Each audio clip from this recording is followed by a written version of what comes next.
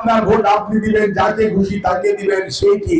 এবং আপনি আপনার প্রার্থীকে দেখতে চান যে আপনার প্রার্থীটি কে হবে। আর পিআর হচ্ছে এমন একটি সিস্টেম যেখানে আপনি ভোট দিবেন কিন্তু আপনি তাকে বুঝতেও পারবেন না, জানতেও পারবেন না সেই ভদ্রলোক বা ভদ্র মহিলা তার বাড়ি কোথায়, সে কিভাবে, তাকে আপনি প্রয়োজন মুহূর্তে আপনার এলাকায় পাবেন না। আর ডাইরেক্ট ভোটিং সিস্টেম হচ্ছে আপনি যেমন আমাকে দেখছেন, আমি আপনার সামনে এসে হাজির হয়েছি, অর্থাৎ আপনি আপনার সুবিধা অসুবিধা বলার জন্য আমাকে বা আমাদের লোকদেরকে পাবেন, তাদের মাধ্যমে আপনি আমাদেরকে কথা বলতে পারবেন, আপনার সুখ দুঃখের কথা বলতে পারবেন, সমস্যার কথা বলতে পারবেন, অর্থাৎ ডাইরেক্ট ভোটিং সিস্টেম। কাজে আজকে যারা পিআর এর কথা বলে দেশের মানুষকে বিভ্রান্ত করতে চায় তাদেরকে আমরা স্পষ্ট, দেশের মানুষ এই যে আপনারা বসা আছেন, আপনাদেরকে আমরা পিআরও বলি নাই, কিছুই বলি, আপনি কি চান? ভোট চান, ভোট চান। কাজে আপনার ভোট আপনি দিতে চান এবং আপনি যাকে চিনেন জানেন তাকে দিতে চান। এই যে একটি অবস্থা, এদিকে যারা সত্যিকার অর্থে জনগণের অধিকার নিয়ে যারা খেলাধুলা করতে চায় তাদের ব্যাপারে আমরা বলি, আপনারা গণতন্ত্র নিয়ে দয়া করে খেলাধুলা করবেন না। এই দেশের মানুষ দীর্ঘদিন যাবৎ তাদের অধিকার প্রয়োগ করতে পারে নাই।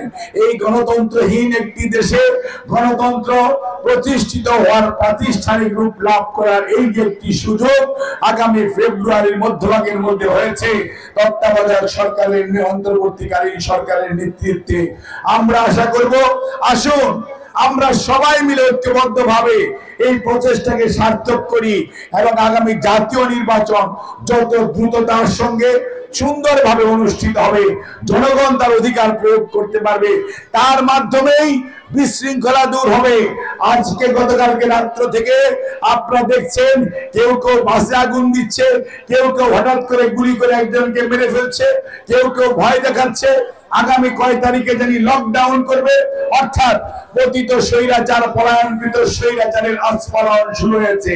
কেন? আজকে আপনি আমি বিভাজিত, ওই ফাটল দিয়ে ওই পলায়নকৃত স্বৈরাচার ঢোকার চেষ্টা করছে।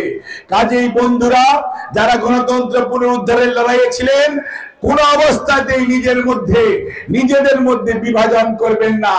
আসুন আমরা ঐক্যবদ্ধভাবে আমরা সেই সমস্ত স্বৈরাচারের পুনর্বাসনকে রুখে দেই, এবং রুখে দেওয়ার জন্য দরকার ঐক্য, ঐক্য, ঐক্য, এর কোনো বিকল্প নাই। কোন ষড়যন্ত্রে পা দিবেন না। জনগণের বাধার মুখে কোন ষড়যন্ত্র টিকবে না। জনগণই শেষ বিচারে জয়যুক্ত হবে এবং জনগণের রায়ের মাধ্যমে গণতন্ত্র পুনঃপ্রতিষ্ঠিত হবে। সেখানেই সিদ্ধান্ত হবে দেশের কোন সংস্কার হবে আর কোন সংস্কার হবে না। সেই সিদ্ধান্ত নেওয়ার মালিক এই দেশের জনগণ, কতিপয় ব্যক্তি নয় এবং অন্তর্বর্তীকালীন সরকার নয়।